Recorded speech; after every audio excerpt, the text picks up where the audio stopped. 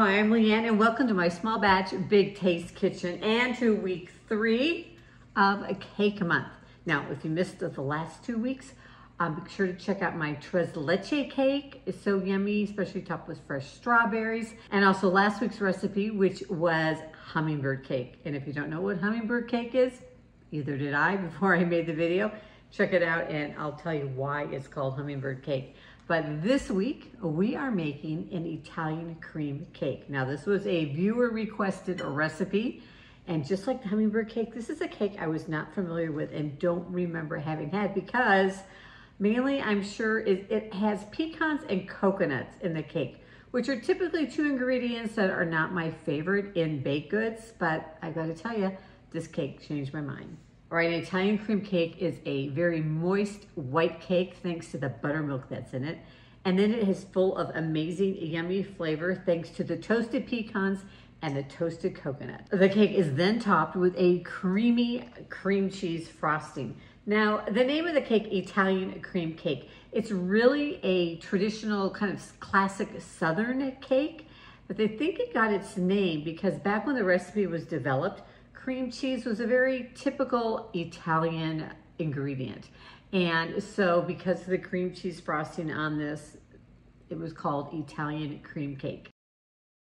For this cake, we're gonna use our trusty little 6-inch cake pan. I've linked to the one I used down below.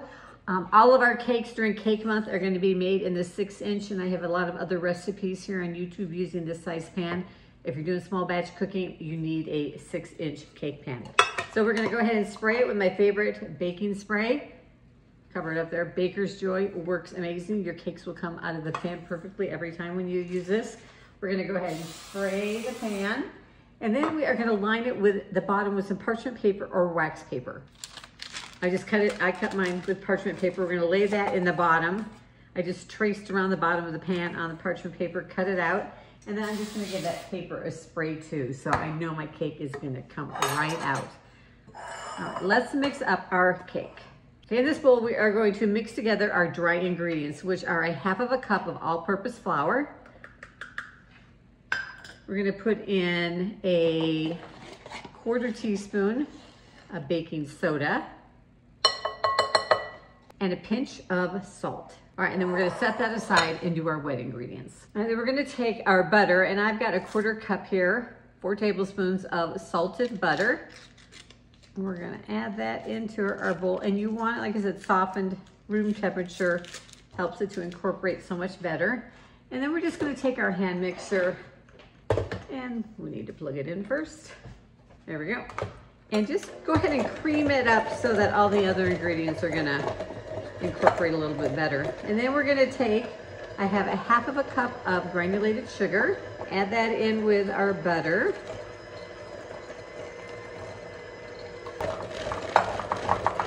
And just mix that till it's nice and light and fluffy. And then we are going to add in 1 egg and almost out of vanilla. 1/4 teaspoon, or a 1/2 teaspoon rather, sorry, 1/2 teaspoon. I am actually measuring it this time. Don't usually do that, but I had the measuring spoon out because I'm going to add in also a 1/2 teaspoon of almond extract, which I love the flavor that the almond extract gives this cake. Now, if you are not an almond fan, go ahead and use all vanilla. There we go. 1/2 teaspoon of almond extract, and go ahead and mix that together. And then after we've got that all creamed together, we're gonna take our dry ingredients. Now, I put these dry ingredients in a way too big of a bowl. Yeah, don't ask me why. But we're gonna put in 1/2 of the flour mixture. Then we're gonna pour in, we are using a 1/3 cup of buttermilk. If you don't have buttermilk, you can make your own buttermilk with just a 1/3 cup of regular milk. And maybe into that, probably put about a 1/4 teaspoon of lemon juice or white vinegar and let it sit and it'll curdle up a bit and you'll have buttermilk. But if you can use regular buttermilk, I think it will give you the best results. So we're gonna add in 1/2 of the flour mixture. Go ahead and mix that together. All your flour is incorporated, and then go ahead and pour in your buttermilk. And then we'll add in the remainder of our dry ingredients. And then we want to just mix that just until you don't see any more flour. All right, now we're going to add in, we want to use a 1/4 cup. Now I toasted 1/3 of a cup because I wanted some extra pecans to go on top of my cake. So I toasted my pecans, I chopped them up, and I toasted them in the microwave. Now in the microwave, I toast them I put them in for 3 minutes, and then every 30 seconds, I kind of just reach in and stir them around. I put them in a single layer on a microwave safe plate, and then you're gonna start to smell them, and they're gonna smell really yummy and nutty. But watch them closely, especially that last 30 seconds, and if they start to brown too much, go ahead and pull them out. But that is how I toast my pecans. You can also do this in the oven, just on a cookie sheet in a single layer, 350 degrees Fahrenheit, 5-6 minutes. Again, watch them every minute. Go ahead and stir them. And then when you start to smell them and they get fragrant, you'll know that they're getting close. So we're gonna go ahead and add in about 1/4 of a cup of that, leaving a little bit remaining for a garnish on the top. And then let me grab my coconut. We're gonna use toasted sweetened coconut. And I have toasted this. Again, I did it, see right there. I did it in my microwave. I put it just on this plate. And again, 3 minutes, every 30 seconds, I stirred it around. And this didn't take quite the 3 minutes. I think I pulled it out like 15 seconds before the 3 minutes were up. But you just wanted to turn a nice golden brown. You can also do this in the oven on a cookie sheet, 350 degrees Fahrenheit for 5-6 minutes or so. Again, watch it as it starts to turn golden brown. You'll just stir it, mix it around, and just watch it that last little bit so it doesn't burn. We're gonna add our coconut in and go ahead and just mix that till those ingredients are incorporated. And then go ahead and just scrape down the sides of the bowl, and we are ready to put that into our prepared cake pan. And get all the batter in there. Then we are gonna bake this in a 350 degree Fahrenheit oven. You wanna make sure you get out all of the ingredients, all that batter. And we'll put it in our preheated oven for about 25 to 30 minutes. You'll know this cake is done when a toothpick, when it's first of all set in the middle and it doesn't jiggle anymore. A toothpick comes out clean and the cake starts to pull away from the edges. Just watch carefully. You don't wanna pull this cake out before it is cooked all the way through because that can cause it to sink in the middle. So give it at least 25 minutes, then you can check it and see if it needs a few minutes more, but 25 to 30 minutes. Our cake is cooled, we're ready to add our frosting. I've got our cake on here, and as you can see, my cake has a little bit of a dip in there. It did sink just a little bit, but I look at that as a place to put more frosting, so it's a good thing.